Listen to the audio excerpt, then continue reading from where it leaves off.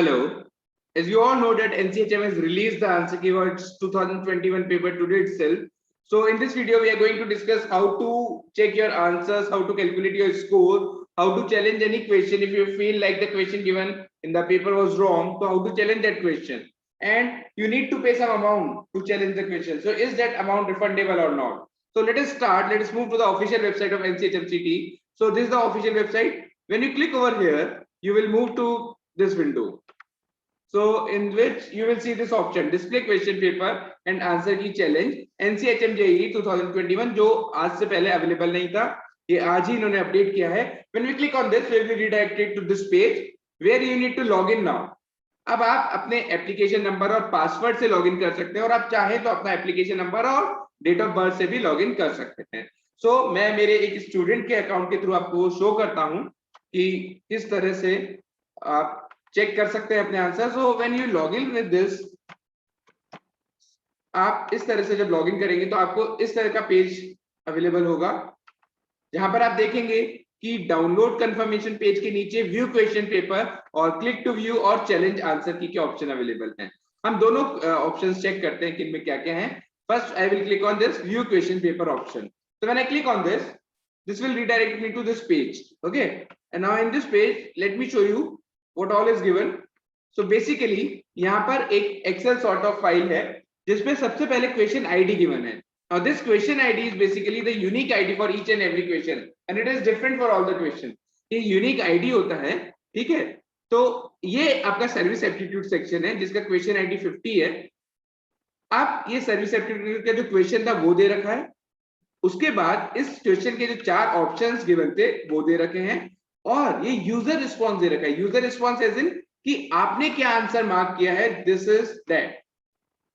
Fine, this is given under user response. जो आप answer mark करके this is not the correct answer, minded, this is not the correct answer. ये वो answer है जो आप मार्क करके आए हैं. इसी तरह से आप देखेंगे कि हर क्वेश्चन का ये सीरियल ऑर्डर में नहीं है.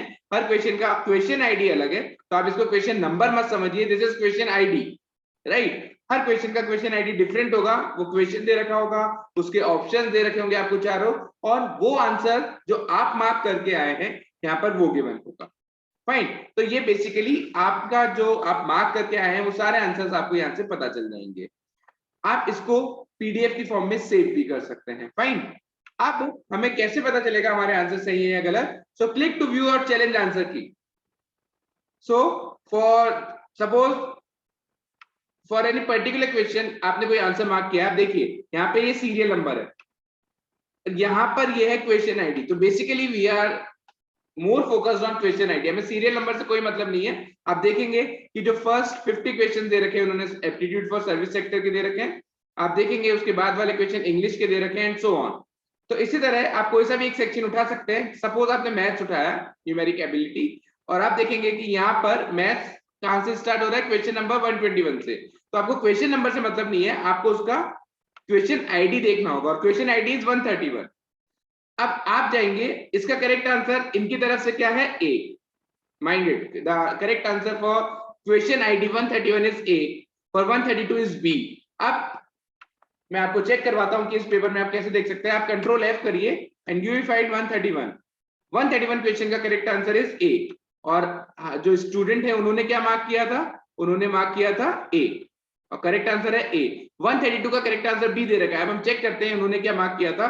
132 का correct answer is given as option B only. इन्होंने भी बी मार्क किया है, करेक्ट आंसर भी बी है. आप देखेंगे 133 का करेक्ट ऑप्शन इज डी. तो 133 जब मैं आपको चेक कराऊंगा तो जो हमारी स्टूडेंट हैं उन्होंने डी ही मार्क किया था, उनके अभी तक सारे सही हैं. इसी तरह से जो 124 क्वेश्चन है जिसका क्वेश्चन आईडी 134 है वो ड्रॉप्ड है. वो ड्रॉप क्यों है मैं आपको समझाता हूं. Let us move to question number 134. 134 पे आप देखेंगे कि जो क्वेश्चन है इसमें कुछ मिसप्रिंट था. इसमें क्या होना चाहिए था, Ramesh brought 15 magazine for ₹30 each होना चाहिए था. इसका मतलब ये होता कि हर मैगजीन 30 रुपीज की थी. यहाँ पर ईच मिसिंग था. ईच मिसिंग होने की वजह से इस क्वेश्चन का मतलब क्या हो गया कि रमेश ने 15 मैगजीन्स खरीदी 30 रुपए में. इसका मतलब हर एक मैगजीन 2 रुपए की थी. तो इससे क्वेश्चन का पूरा सेंस ही गलत हो चुका है. और आप देखेंगे कि हमने जो इसमें वीडियो अपलोड किया था मैथ सेक्शन का, वहां पर हमने इस एरर को हाईलाइट किया है. ये आंसर की आने से पहले ही हम इसको हाईलाइट कर चुके हैं कि ये एरर था, तो ये ड्रॉप किया गया है। अब जो क्वेश्चन ड्रॉप किया गया है उसके आगे यहाँ ड्रॉप मेंशन है, आप देख सकते हैं। इसका मतलब इसको पेपर से हटा दिया गया है, इसके मार्क्स को पेपर में इंक्लूड नहीं किया जाएगा। फाइन। इसी तरह आप देखेंगे 135 का ऑप्शन डी, तो मैं चेक करवाता हूँ 135 जो हमारे स्टूडेंट ने मार्क किया है, 135 का आंसर क्या मार्क किया है, ऑप्शन डी। आप इसी तरह देखेंगे इनके जो जिन भी स्टूडेंट का मैंने ये खोला है, मैं उनका नाम नहीं ले सकता यहाँ पे, बट इनके सारे क्वेश्चंस करेक्ट हुए हैं मैथ्स में। मैं आपको और शो कर सकता हूँ 136, 137, 138, 139, 40, तो यहाँ पर D B A B B option है। आप देखेंगे 136 का डी होना चाहिए और यहाँ पर आंसर डी ही मिलेगा आपको। 137 जो हमने करेक्ट आंसर देखा था वो बी था और यहाँ पे आपको बी ही मिलेगा। तो इन्होंने सारे आंसर सही किए हैं मैथ सेक्शन में, इनका आउट ऑफ 40 स्कोर आ रहा है। और इसी तरह काफी दूसरे रीजनिंग में भी ऑलमोस्ट फुल आ रहा है। इस तरह से इनका पेपर हुआ था। तो इस तरह से आप अपने मार्क्स कैलकुलेट कर सकते हैं।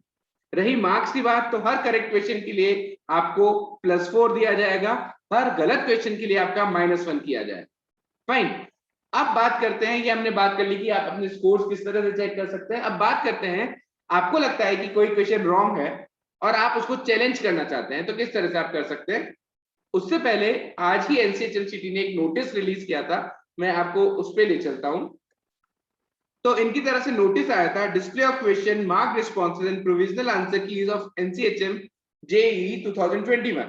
और इसमें क्या दे रखा है इन्होंने, हम एक बार रीड करते हैं इसको। इन्होंने पहले बताया गया है कि ये एग्जाम 10th डेट को हुआ था। Questions, provisional answers key and the responses of the exam are now hosted on this website. इन्होंने ये बताया है कि इन्होंने अपलोड कर दिया है, ये 3 दिन तक रहने वाला है। तो बेसिकली 30th of August तक आप ये क्वेश्चन चैलेंज करने वाला काम कर सकते हैं। The candidates who are not satisfied with the answer key may challenge the same by filling an online application form only. So only here means this is the only way. आप और किसी तरह से चैलेंज नहीं कर सकते question को। इनका जो पोर्टल है आपको वहीं पर जाकर चैलेंज करना पड़ेगा। And most importantly paying a fee of 1000 rupees per question.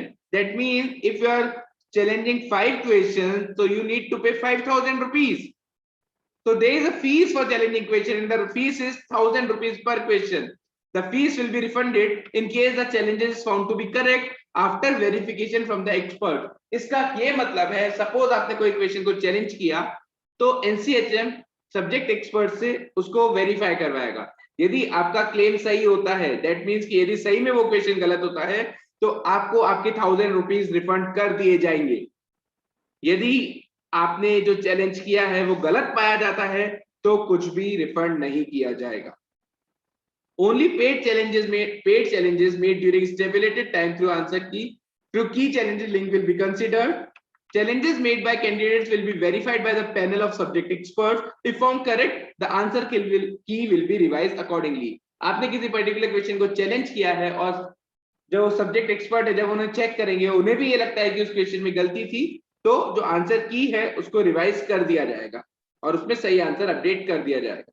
Based on the revise final answer key result will be prepared and declared. तो 30 तारीख तक का आपके पास टाइम है इस चीज के लिए। उसके बाद रिजल्ट डिक्लेयर कर दिया जाएगा। रिजल्ट डिक्लेयर करने के बाद आपका काउंसलिंग प्रोसेस स्टार्ट होता है, उसके लिए मैं एक अलग से वीडियो बनाऊंगा। तो अभी इसी पे हम फोकस करते हैं। No individual candidate will be informed about the acceptance non acceptance of his और चैलेंजेस। तो आप चैलेंज करेंगे तो आपको अलग से कोई इन्फॉर्मेशन नहीं दी जाएगी, ऐसा कोई मेल नहीं आएगा कि आपने चैलेंज किया है या नहीं, वो पोर्टल के थ्रू ही आपको करना होगा। The key finalise after the challenge will be final. तो इस तरह से ये एनटीए ने एक पब्लिक नोटिस आज रिलीज किया था और हम देखते हैं कि अब किस तरह से आप चैलेंज कर सकते हैं। तो सपोज करिए क्वेश्चन आईडी 11 का करेक्ट आंसर इन्होंने ए दे रखा है और आपको लगता है कि करेक्ट आंसर बी होना चाहिए था, तो आप बी पे क्लिक करेंगे और आप यहाँ नीचे जाकर उसको सेव योर क्लेम्स कर सकते हैं। तो ये आपका क्लेम काउंट हो जाएगा, पर इसके लिए मैं आगे नहीं लेके जाऊंगा आपको, पर इसके लिए आपको 1000 रुपीज का पेमेंट करना पड़े, राइट। तो क्योंकि ये किसी स्टूडेंट का अकाउंट है जो कि मैं यूज कर रहा हूं, तो मैं अभी आपको आगे नहीं ले जा सकता, but for that you need to pay 1000 rupees, that is per question. So if you are suppose challenging 3 questions, you need to pay a total of 3000 rupees to NCHM. That is refundable in case आपके claim सही पाए जाते हैं तो वो refundable रहेगा। So guys, this was all about what we have in today's video. इस video में हमें यही समझना था कि किस तरह से हम अपना स्कोर कैलकुलेट कर सकते हैं, किस तरह से हम अपने आंसर्स चेक कर सकते हैं, किस तरह से आप क्वेश्चंस को चैलेंज कर सकते हैं। बहुत जल्द आपका रिजल्ट आने वाला है। All the very best to you. And one more update I would like to share with you. हमने जिस स्टूडेंट का मैंने अकाउंट यूज किया और भी कई स्टूडेंट्स से उनका मार्क्स कैलकुलेट किए, तो we are definitely sure, we are 100% sure about this thing कि इन्हें IHM पूसा मिल जाएगा। सो इसी तरह आप लोग को भी अच्छे कॉलेजेस मिल जाए। All the very best to all of you. Fine, thank you.